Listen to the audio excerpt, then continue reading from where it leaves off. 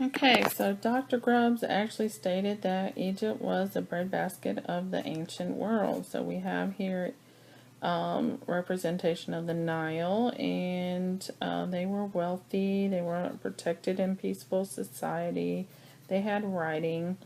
But we're actually looking at the standard 613, so we're comparing the two river valley civilizations of Mesopotamia and Egypt by using their language, government, trade systems, architecture, and social order. So if we look, their architecture, they both use mud bricks in their buildings.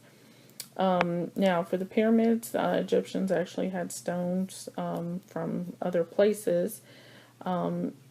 Mesopotamia, they built their ziggurats, religious. They seem more concerned with life on earth. Egypt was more concerned with the afterlife and having eternal life. Their social systems were very similar. They both had a ruler of some sort, priests, farmers, slaves, or unskilled workers. Narmer, he's down here saying, I united Upper and Lower Egypt. Sargon, he actually created the world's first empire. His duty is to create peace and honor the gods to keep them happy. So for Mesopotamians, they were very concerned with having a peaceful society, and the king was expected to do that. Narmer was able to create that peaceful society. So they were both river valley civilizations. A little bit of a difference here is Tigris and Euphrates, as Dr. Grubbs stated, had torrential flooding. The Nile was peaceful, gentle. They had protection by the deserts on either side, and the cataracts. If you look at our timeline, they're very similar in some ways. They both had some type of writing systems. Mesopotamians used picture writing in 3200 BCE, where Egyptians were developing hieroglyphs. And there was some mention that because these two traded, they might have gotten the ideas from each other. 3100 BC, Narmer Palette actually describes how Narmer united the two kingdoms of Egypt. 2600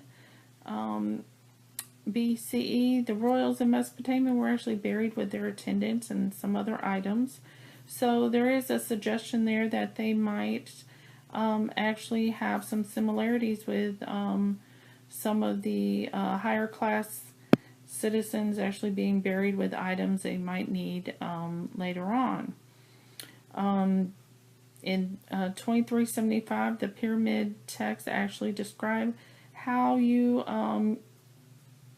would get to the afterlife. It kind of gives you a guide. 2340, Sargon comes to power.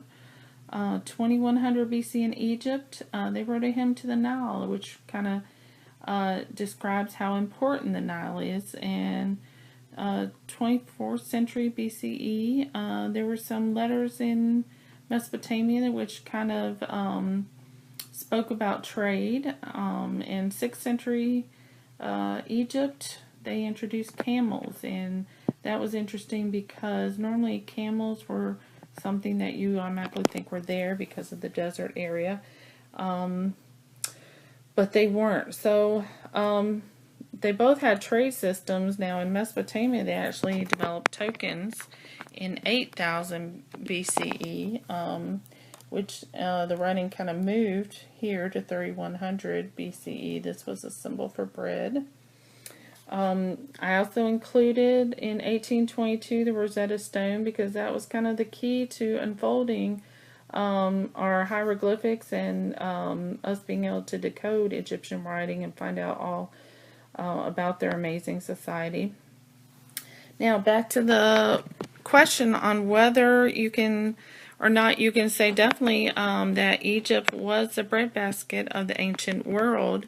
I would argue that Egypt had it a little bit different, being protected and peaceful. That gave them the upper hand.